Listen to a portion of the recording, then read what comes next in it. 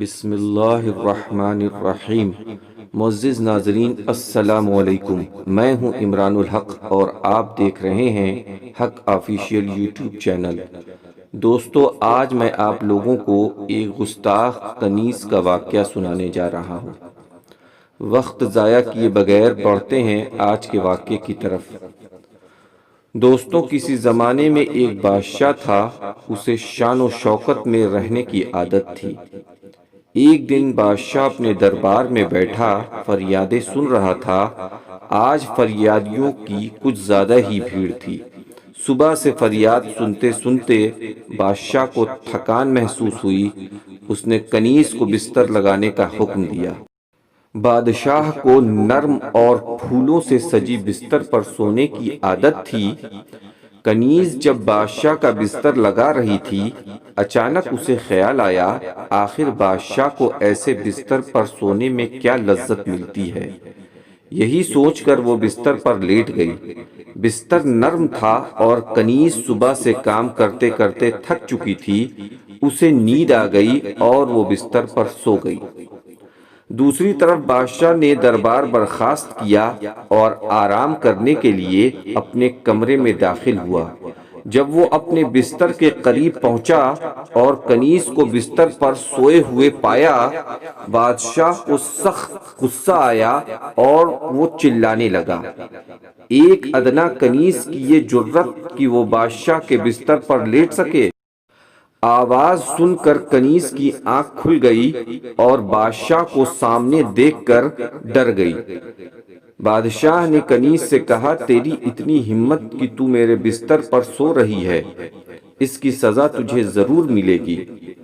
بادشاہ نے دربان کو بلا کر کہا، پکڑ لو اس کنیز کو اور سب کے سامنے اسے 100 کوڑے لگایا جائے۔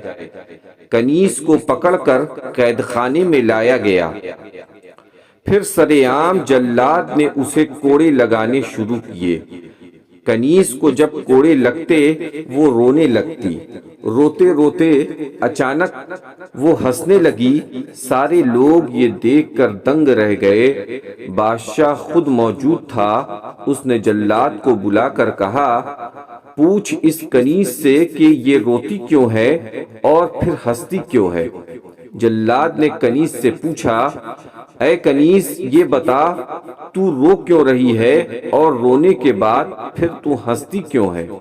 کنیز نے جواب دیا، تجھے نہیں پتا جب کوڑے لگتے ہیں تو ایسا لگتا ہے کلیجہ منہ کو آ گیا، تکلیف ہوتی ہے، اس لیے میں رو رہی ہوں۔ پھر مجھے اچانک یاد آیا، میں تو ایک لمحے کے لیے بادشاہ کے بستر پر سوئی تو مجھے یہ سزا ملی۔ بادشاہ تو اس بستر پر سالوں سے سوتا آ رہا ہے، اس کا کیا انجام ہوگا۔ یہ سن کر بادشاہ کے رونگٹے کھڑے ہو گئے۔ اس نے کنیز کو رہا کرنے کا حکم دیا اور خود پریشان ہو کر سوچنے لگا۔ بادشاہ سوچنے لگا، یہ کنیز تو بالکل سچ کہتی ہے۔ بادشاہ کو کنیز کی یہ بات ایسی لگی کہ اس نے درویشی کی زندگی گزارنے کا فیصلہ لیا۔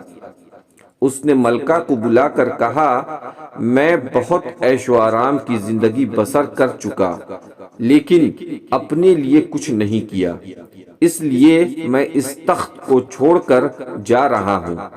ملکہ نے جواب دیا، بادشاہ سلامت، میں بھی آپ کے ساتھ ہی زندگی بسر کروں گی۔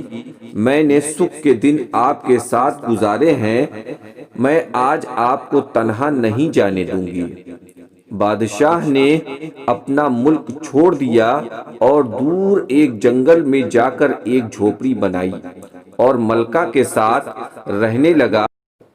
دونوں دنوں رات صرف اللہ کی عبادت کرتے۔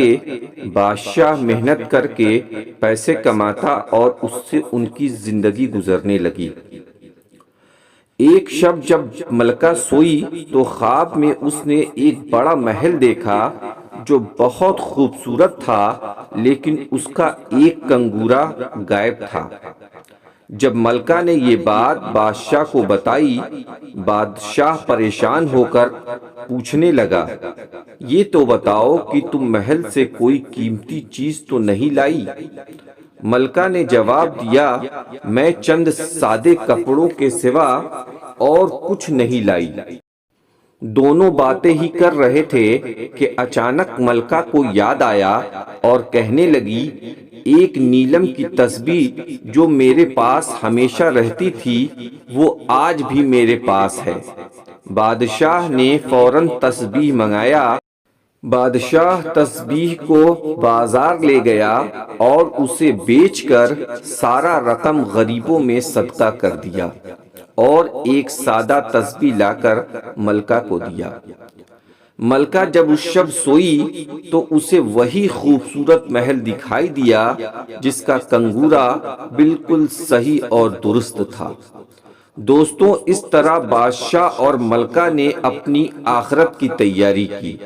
آج کی زندگی میں ہم دنیا بنانے کے بارے میں تو سوچتے ہیں مگر آخرت کے بارے میں نہیں سوچتے، جبکہ دنیا ختم ہو جانے والی ہے اور ہمارے اعمال ہی ہمارے کام آنے والے ہیں۔ اللہ مجھے بھی اور آپ دوستوں کو بھی سمجھ دے کہ ہم اپنی آخرت کا خیال کریں اور چھوٹی سے چھوٹی نیکی کو ضائع نہ ہونے دیں۔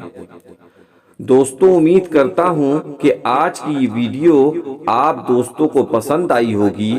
اگر پسند آئی ہے تو اس ویڈیو کو لائک اور شیئر کرنا نہ بھولیں اور چینل کو سبسکرائب کر کے بیل کے آئیکن کو دبا دیں جس سے آنے والی ہر ویڈیو آپ کو وقت پر مل جائے۔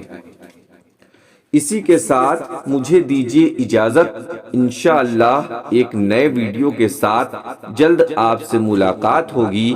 تب تک اللہ آپ دوستوں کو ہنستا اور مسکراتا رکھے۔ السلام علیکم۔